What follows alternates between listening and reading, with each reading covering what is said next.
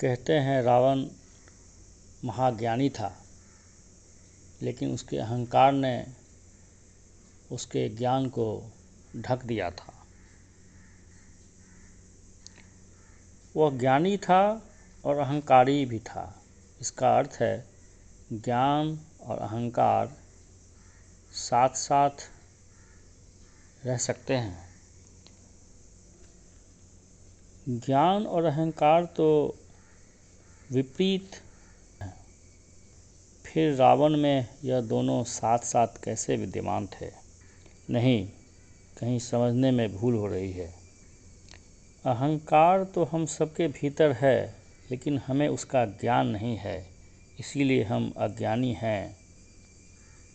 परंतु रावण को उसके अपने अहंकार का पूरा बोध था। वह जान चुका था कि यह अहंकार उसके खुद से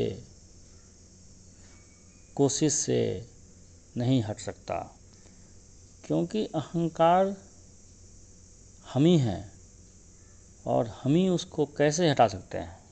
अगर हम उसे हटाने में लग गए तो वह भी एक अहंकार होगा, क्योंकि एक अहंकार तो हम हैं, दूसरा अहंकार हमारा है जो हम उसको हटाने के लिए कोशिश कर रहे हैं। यानी अहंकार ही अहंकार को काट रहा है। यह कैसे संभव होगा? और यहीं साधारण मनुष्य की भूल हो जाती है कि हम खुद लग जाते हैं खुद को काटने में। यह एक असंभव कार्य है और यह लगभग नामुमकिन है। लगभग इसलिए कि कभी कदा 1% व्यक्ति इस अहंकार को खुद के अहंकार से काटने में सफल होता है, लेकिन यह बहुत ही दुर्लभ और बहुत ही जटिल प्रक्रिया है। रावण को अपने अहंकार का ज्ञान था और इसीलिए उसे विद्वान कहते हैं। उसने भगवान राम को इस कार्य में सहयोग के लिए चुना। यह उसका ज्ञान का ही उदाहरण है। वह भली भांति अपने अहंकार को जानता रहा और उसे पूरा परिपक्व करता रहा। वह कभी अपने अहंकार को लिपापोती ऊपर से विनम्र भाव ओढ़ के कभी नहीं किया।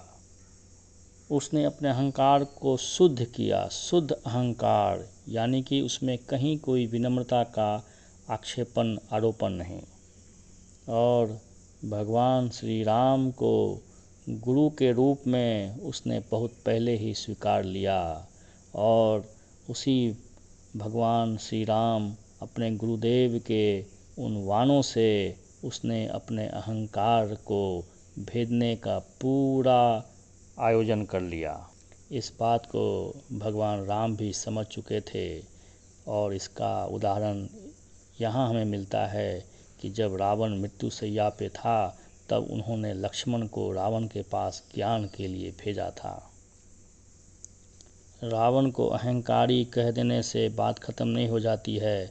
हमें भी अपने अंदर के रावण को देखना चाहिए, पहचान लेना चाहिए और उस अहंकार को दिन प्रतिदिन शुद्ध करना चाहिए। मानना चाहिए कि हम अहंकारी हैं और जितना हो सके अपने अहंकार को बड़ा करते जाइए। विनम्रता का उस पर लेप मत लगाइए।